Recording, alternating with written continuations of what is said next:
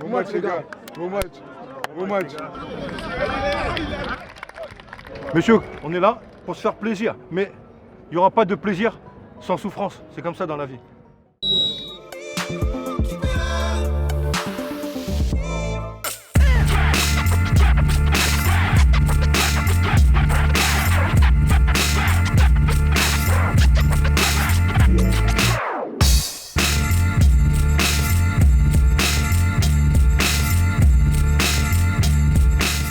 L'UNFPFC, ça fait 30 ans que ce club existe. Aujourd'hui, l'UNFPFC regroupe tous les joueurs qui sont en fin de contrat, professionnels de Ligue 1, Ligue 2 et nationale.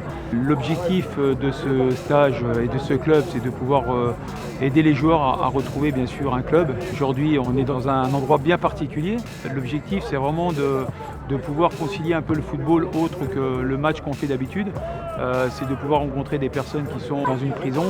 Nous, aujourd'hui, on est les joueurs qui recherchent des clubs, eux qui vont peut-être sortir de la prison et de pouvoir retrouver, bien sûr, un travail. Deux petits mots rapides sur l'UNFP pour ceux qui ne nous connaissent pas. Donc, on est le syndicat des footballeurs professionnels. Il y a un aspect qui nous intéresse et qui fait partie de l'ADN de l'UNFP, c'est la dimension sociale, qui est très importante et qui nous rassemble aujourd'hui. On a décidé récemment de créer un mouvement qui s'appelle Positive Football avec des programmes où on fait prendre conscience aux footballeurs qu'ils ont un rôle particulier à jouer dans la société, donner à l'autre, apporter des solutions, un regard et de l'entraide. Je remercie mes joueurs parce que ça fait un mois qu'on est ensemble, on fait beaucoup de choses. C'est une période de transition pour nous. Quand je leur ai annoncé que hier, ce match, tous les joueurs ont répondu présent. Donc aujourd'hui, ça va être à la fois un moment de sport, de réflexion et de détente. On va vraiment passer la journée ensemble. Aujourd'hui, nous avons abordé des thèmes forts autour de ces footballeurs, autour aussi des détenus avec leurs questions, leurs remarques, leurs réflexions. Tout cela sous l'égide de Samy Traoré et de Pascal Bolini qui ont su faire le lien entre ces deux mondes. On a essayé de faire un petit parallèle entre moi, ma fin de carrière et eux, leur sortie. On m'a contacté pour venir ici et je pense que c'était une bonne chose. Vous aiguillez un petit peu par rapport à ce que moi j'ai vécu, ce qu'il ne faudrait pas faire.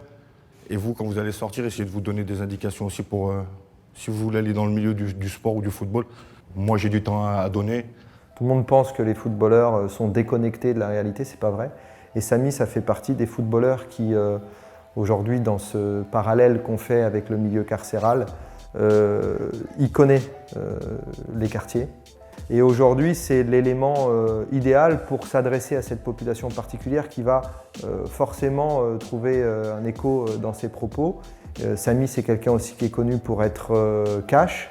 Grandi dans un quartier à Créteil avec une famille de 14 enfants, donc je suis le premier. C'était pas pour moi à l'école, donc on s'est orienté sur le football. Une adolescence dans la banlieue parisienne, mais avec de la détermination et savoir ce que je voulais faire. Donc voilà. Samy, il a eu des mots très forts et je pense que c'est comme ça qu'il faut leur parler. Ils en ont conscience, hein, parce que pour beaucoup, ils attendent ces discours-là. Les moments de joie dans le football et dans la vie, pour tout le monde, c'est court.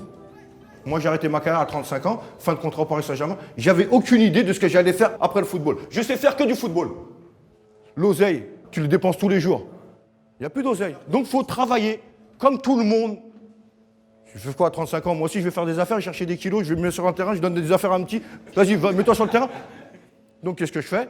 Eh ben, je réfléchis, je me casse la tête. Qu'est-ce que je vais faire de ma vie? Je réfléchis, eh ben, je suis avec des potes et mes potes sont entraîneurs. Eh ben, mon pote, il est entraîneur, ça ne te dit pas, eh ben, je les observe, je regarde, puis ça me tente de temps en temps, et je m'y mets. Et je m'y mets, puis ça me plaît. Et puis ça me plaît, puis je me mets. Et je passe mes diplômes.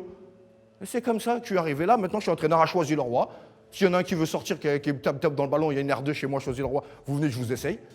C'est important ces mots-là parce qu'ils se rendent compte que y en a d'autres qui viennent du même milieu mais qui ont pu s'accrocher et rester dans le droit chemin. Et donc non, c'est des mots qui font écho, oui. Il faut plus de discours comme ça. Le conseil que tu donnes aux jeunes, même à la sortie, c'est que si par exemple ils ont une attache, que ça soit on va dire familiale avec une femme, enfant, peu importe, ou avec des projets, c'est-à-dire qu'il faut rester dans un projet, il faut être déterminé. Mais là, à la place où ils sont. Mais si tu ne te mets pas des projets maintenant, tu vas les mettre quand tu vas sortir? Jamais de la vie. C'est maintenant. Maintenant qu'il faut commencer à se mettre des projets et s'y tenir. Les trois quarts, vous savez pertinemment qu'il n'y a personne qui va vous tendre la main. C'est à vous d'aller chercher les choses. C'est personne qui va vous aider. Rien ne va se faire sans travail. C'est pareil que quand vous allez sortir. Rien ne va vous tomber dans les mains. Il n'y a pas un mec qui va venir avec une sacoche qui va vous donner tiens 3 millions. Vas-y, va monter quelque chose. Jamais de la vie. Quand vous allez sortir, vous allez être tout neuf. En général, vous allez être tout neuf, à vous de savoir ce que vous voulez faire. Soit vous la retournez là, ou soit vous allez avancer. Vous avez vu ce qu'il y a derrière? Il n'y a rien. Donc, fixez-vous des objectifs. Quand je sors, je fais ci, ça soit carré. Il n'y a personne à droite, personne à gauche qui va parler dans ma tête. Fin de la discussion. Que ça marche ou que ça ne marche pas. Vous tombez, vous allez vous relever. Ça ne marche pas, ben je vais essayer autre chose. On a tous les mêmes problèmes. Et c'est ça le truc, le point commun entre nous. La patience, c'est un mot, c'est un petit mot, mais ça pèse. Ça pèse beaucoup. Si tu as la patience, je pense que tu vas beaucoup faire. Et soyez déterminés, messieurs. Ça, c'est valable pour les footballeurs aussi. Hein. Soyez déterminés, pensez, mettez tous les atouts de votre côté. Après, comme on dit, Dieu vous aidera, j'espère. Le parallèle qu'il y a pu y avoir avec les joueurs, et ça c'est intéressant. On leur dit pour pouvoir, voilà, une personne de tenue qui doit préparer sa sortie, comme voilà, un joueur de foot voilà, qui a un plein d'activité, prépare aussi sa reconversion. Pour moi, il y a une analogie hein, quelque part. Je suis originaire du Congo-Brazzaville, mes parents sont nés là-bas. Et avec la sélection, du fait que j'y suis allé, j'ai vu qu'il y avait plein de choses à faire et tout là-bas. Et je voulais me lancer dans...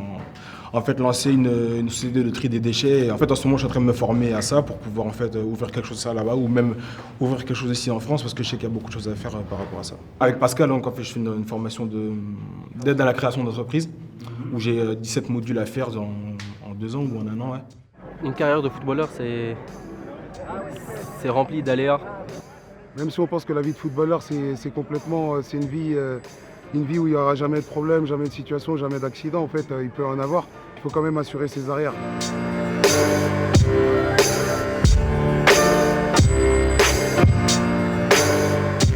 J'ai fait des mauvais choix, comme des bons choix aussi. Aujourd'hui, je le paye cash, mais je l'assume. Donc c'est pour ça que j'ai envie de faire en fait la chose qui va me rendre le plus heureux, en fait, qui va rendre heureux ma famille et surtout les personnes qui te soutiennent.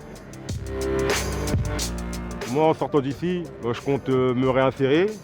J'ai un fils qui a 11 ans, j'ai envie qu'il réussisse. Et ça leur rappelle effectivement que tout n'est pas fini, c'est des jeunes et qu'en sortant d'ici, ils peuvent faire plein de choses. Quoi. Et c'est bien de leur donner cette possibilité-là. Je pense que le discours est bien passé. Sur tout ça, si on a réussi à en toucher 2-3 et qu'ils ont pris conscience qu'eux, eh ben, on aura fait notre travail de la journée.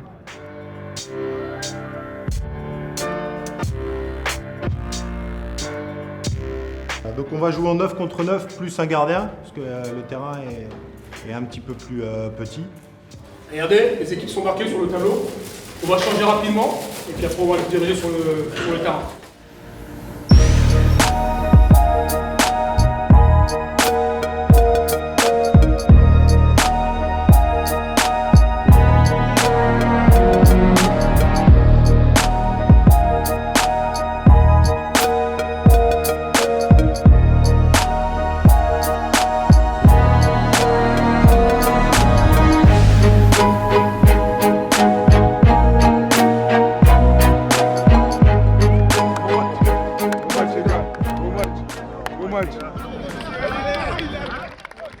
Monsieur, on est là pour se faire plaisir, mais il n'y aura pas de plaisir sans souffrance. C'est comme ça dans la vie.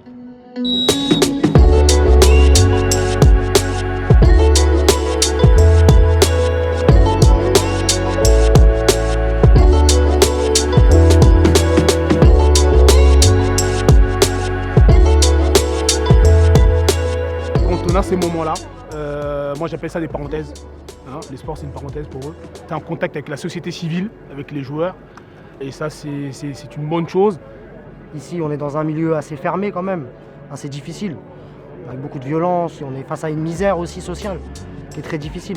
Le sport, c'est complètement un échappatoire. C'est un moment où quand on joue au foot, ou même quand on fait des pompes ou de la barre de traction, ou même des abdos en groupe, et ben, c'est un moment de convivialité où on l'oublie même quand on est en prison. Quoi.